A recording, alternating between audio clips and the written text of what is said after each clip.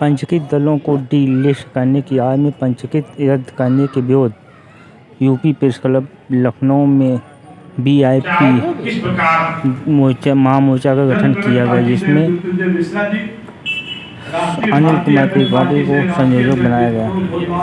आजाद जी, अखंड भारत पार्टी से राष्ट्रीय महासचिव वीके शर्मा जी, किसान सेना से राष्ट्रीय अध्यक्ष विनोद यादव जी, सत्य शिखर पार्टी से राष्ट्रीय अध्यक्ष राधेश्याम श्रीवास्तव जी, हिंद विकास पार्टी से राष्ट्रीय अध्यक्ष नरेश चंद्र भंडारी जी, राष्ट्रीय लोकतंत्र दल से राष्ट्रीय अध्यक्ष बीएन चौटाला जी और उपस्थित यहाँ समस्त भाइयों, पत्रकारों, मीडिया के मित्रगण।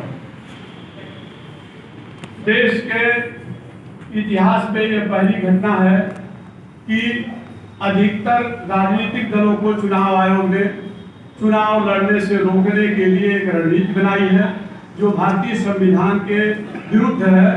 किसी भी दल को, चुनाव आयोग को उसका पंजीकरण रद्द करने का अधिकार भारतीय संविधान से प्राप्त नहीं है, पहली बात। दूसरी, किसी भी दल को निलंबित करने तक का उसका अधिकार नहीं है। नीति निर्धारण का काम है कि अगर विधानसभा में, लोकसभा में जो प्रत्याशी खड़े करते हैं, जितने प्रतिशत उन्होंने निर्धारित किया है, एक संविधान बनाया है। भारत निर्वाचन आयोग ने तमाम पंजीकृत दलों को इनकी रजिस्ट्रेशन को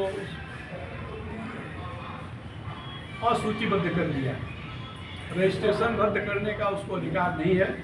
उसने एक दोगलई रीति जिसको कहते हैं, जो गलत भाषा में या अपभ्रंश भाषा में, उसके सहारे उसने पंजीकृत दलों को डी-लिस्ट की भाषा का प्रयोग करते हुए पंजीकरण से वंचित करने का प्रयास किया है।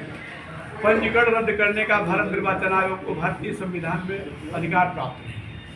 चुनाव आयोग ने अनैतिक रूप से पंजीकृत दलों को चुनाव से वंचित करने के लिए, कुछ दलों को लाभान्वित करने की मंशा से पंजीकरण समाप्त करने के लिए उसने एक रणनीति बनाई, एक फर्जी आदेश जारी कर दिया है। उसका पुरजोर विरोध करने के लिए एक राष्ट्रीय स्तर पर हम लोगों ने एक मंच का गठन किया है, जिसका नाम विकासवादी इंडियन पार्टी वीआईपी महामोर्चा के नाम से गठित किया है।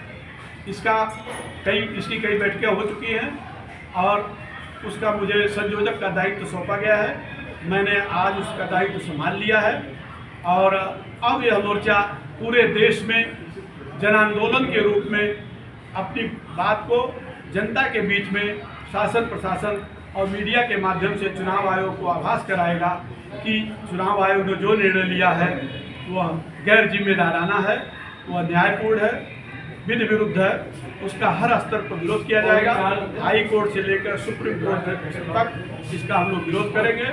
अंत में उसको यह महसूस हो जाएगा कि उसने जो आदेश दिए थे गलत है। चुनाव आयोग मनमानी पर उतारू है। वो किसके आदेश पर कर रहा है, किसके इजाजत से कर रहा है, किसके इशारे पर कर रहा है, ये हम सब लोगों को मालूम है। कुछ लोग ऐसे हैं जो राजनीतिक दलों को हटाना चाहते हैं देश से।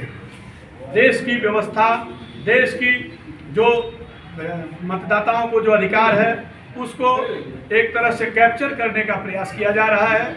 आज के तिथि में जितने भी आयोग हैं, चाहे वो सूचना आयोग हो, चाहे विधि आयोग हो, चाहे न्यायालय हो, सब डंप हो गया है। किसी भी स्तर पर लोगों की बात की सुनवाई नहीं है और सब डंप की तरफ बना हुआ है, डंप हो गया है। और चुनाव आयोग चाहता है कि जो राजनीतिक दल हैं उनको भी डंप कर दिया जाए।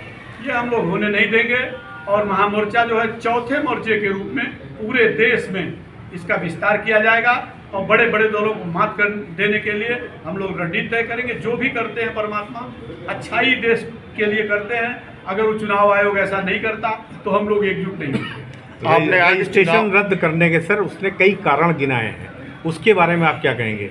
उसने कहा है कि 7 साल 6 साल जिन लोगों ने चुनाव नहीं लड़े हैं उनका हम रजिस्ट्रेशन नहीं रद्द करेंगे, डी-लिस्ट करेंगे। चुनाव आयोग रजिस्ट्रेशन रद्द करने का पावर नहीं। उसने ये नहीं कहा आप चुनाव में प्रत्याशी नहीं करेंगे, आप रजिस्टर्ड दल हैं।